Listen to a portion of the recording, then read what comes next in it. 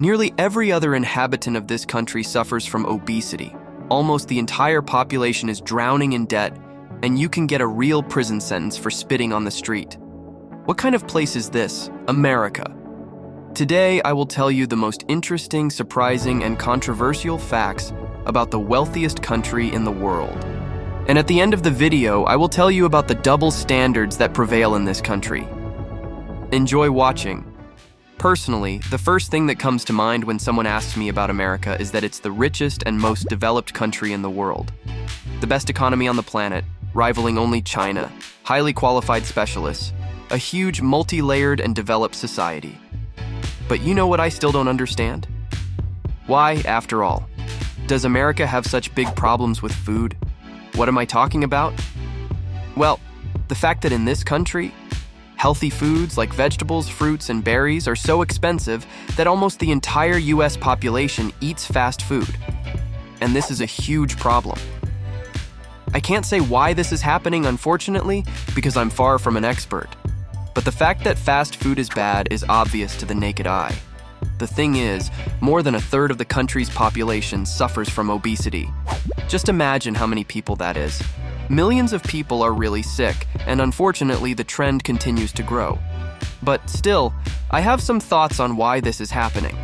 The thing is, all the usual and healthy products are much more expensive than, say, McDonald's. And Americans don't really like to cook.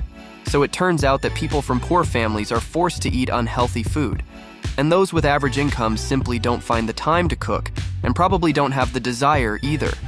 But personally, what scares me is the fact that 1 in 10 Americans suffers from diabetes.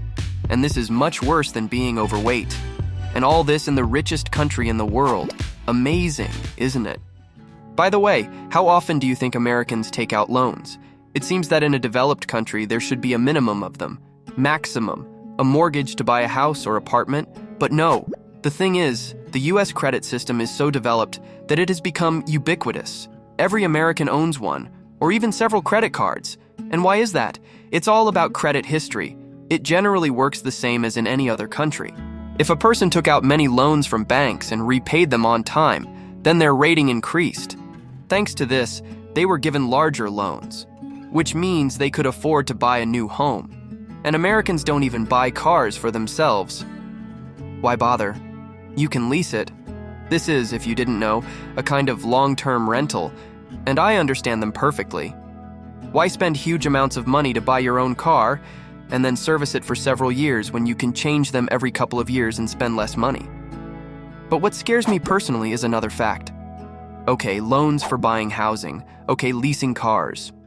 But some Americans own several credit cards at once. Moreover, many of them even pay for basic goods with them. There are even those who have 10 such cards. It's scary to imagine what kind of debt pits are there.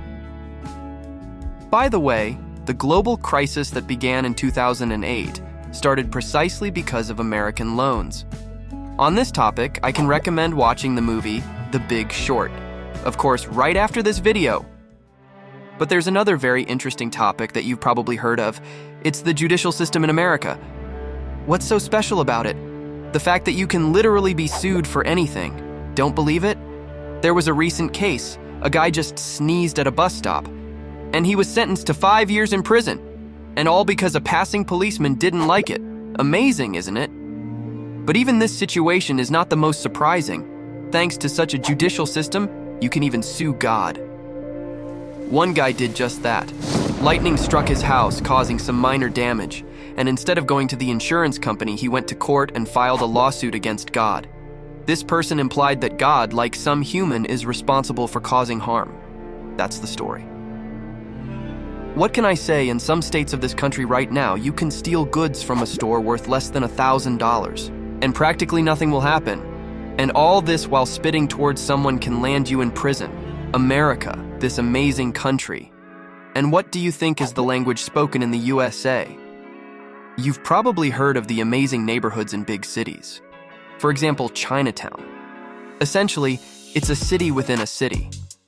The majority of the local residents, as you may have guessed, are Chinese. There's also a district where Russian-speaking population resides, and that's the famous Brighton Beach. Italian, French, Spanish are also extremely common. In general, it's a multilingual country. In essence, there's absolutely no problem with that. Take Russia, for example, where people speak a huge number of languages.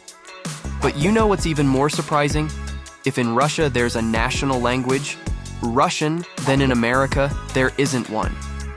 Yes, that same English language that we associate with the USA is not the primary one. Why? Because having any official language would violate the First Amendment to the US Constitution. Because of this, it wouldn't be possible to speak other languages on the streets. And as you can understand, this is impossible in a country where several languages.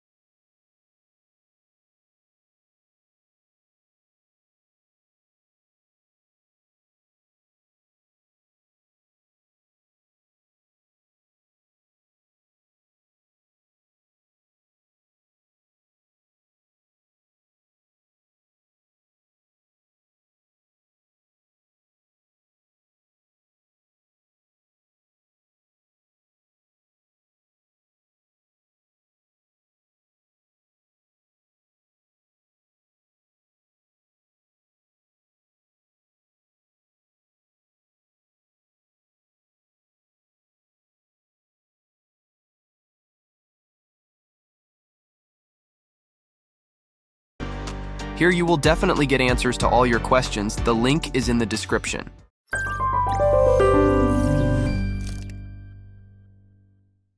Next, I would like to tell you about the amazing educational system in the USA. You've probably heard about the best higher education institutions in the world, and you've probably noticed that a huge number of them are located in America. The same Harvard University or Princeton University. They are among the top educational institutions. In America, almost the entire population has some form of education. 99% of all residents are literate. Approximately 30% have higher education. And the best universities in the country produce the best specialists in various fields. So what's special about this education? The thing is, although all US citizens are literate, in reality they are not very well educated. What do I mean? Well, only 40% of people know such countries as Belarus, Afghanistan, Iraq. And if Belarus can still be understood, another country, and not even very large, then in the case of the other two, it's extremely strange. After all, America itself was involved in military actions there. But let's not dwell on politics. About 40% of Amites, Rika's residents don't believe in Darwin's theory. Apparently for them, there is only the god of fast food, since it's so popular with them. By the way, a quarter of the population believes in reincarnation. This is when a person moves into another body after death. So much for the best universities in the world. But these are by no means the most interesting facts. For example, did you know that there are fewer dollars in America than in the rest of the world? I'm specifically talking about $100 bills. I won't give you exact statistics, but this fact itself is very surprising. After all, the figures there are far from similar. Why does this happen? The thing is, this denomination bill is the largest of all banknotes. And since the dollar has become the main currency in global trade, it's not surprising that there are fewer of them in America than outside of it. Some countries have even made the American dollar their national currency. And did you know who exactly came up with America's national flag? Robert Heft. The flag design was chosen and approved in 1966 after a special competition. A 17-year-old boy, whose name I've already mentioned to you, won the competition. And you know what's surprising about this? For this flag design, the boy received a grade of B- at his educational institution. This, in more understandable terms for everyone, is a slightly below average grade. Amazing, isn't it? Another fact, according to the US Constitution, any resident can express their protest by burning the national flag. It's amazing to hear, because in other countries you can be imprisoned for a very decent term for such an act. This right is enshrined in the Constitution. But it's even more strange to realize this fact, considering that in the country it's forbidden to lower the flag from the flagpole in solidarity with other countries. And if it's removed for some reason, it must be folded in a strictly defined manner to form a triangle. In general, these guys, Americans, are really strange. Lately in America, there's been increasing talk about protecting the rights of minorities, supporting the black population, and overall societal liberalization. But personally, this topic seems highly hypocritical to me. Why? Well, consider this. Slavery in the USA was abolished in the distant year of 1862 by the famous President Abraham Lincoln. Yet in some states, slavery actually persisted until the end of the 20th century. It wasn't until 1995 that it was legislatively abolished in the state of Mississippi. By the way, the document was only entered into the registry in 2013, and naturally, racial inequality developed as a result of all this history. Until the 1970s, people of different skin colors had different schools. But another fact astonishes me. Somehow, all this liberalization, democracy, and equality in society doesn't apply to all layers of the population. What do you think happened to the indigenous people of America when the colonizers arrived? At that time, real horrors took place. Biological research, experiments, the extermination of entire nations. Native Americans were subjected to very strong persecution, and unfortunately, this continues even today. If in our 21st century in the USA, there's full support for the black population, various minorities, then the Native Americans are completely disregarded, although one would think these people should live on this land like true kings.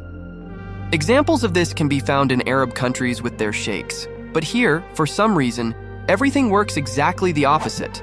The level of education among the indigenous population is extremely low, their wages are the smallest, and they continue to be oppressed wherever possible. So much for democracy, but let me not end this video on a bad note. Instead, I'll tell you something more fun and interesting. Have you ever heard of the term Silicon Valley? No, it's not a sand quarry where they extract stones. It's a real city where the largest IT companies in the world are concentrated. In the state of California, it's here that you can find the headquarters of Apple, Intel, Google, Facebook, Xerox, IBM, Epson, and many other companies. In general, this place can be called almost the center of the world economy. The thing is, the value of the 5 largest IT companies in America exceeds the GDP of 16 countries. What does that tell you? Personally, now I understand why everyone around talks so much about this place, but that's not the last interesting fact. As you may know, America is the birthplace of skyscrapers. In the USA in 1885, the Home Insurance Building was erected. It was the very first skyscraper on Earth. And now imagine that at the same time in many other countries, people lived in villages and engaged in agriculture. Amazing, isn't it? True. Nowadays, America is far from leading in the construction of skyscrapers. It has been overtaken by the UAE and China. But even so, it's in the USA that the tallest skyscraper in the Western Hemisphere stands. These are the interesting facts. Those were the most interesting and surprising facts about America. Which one did you like the most? Write about it in the comments. Personally, I would highlight the interesting legislation of this country. And thank you for watching.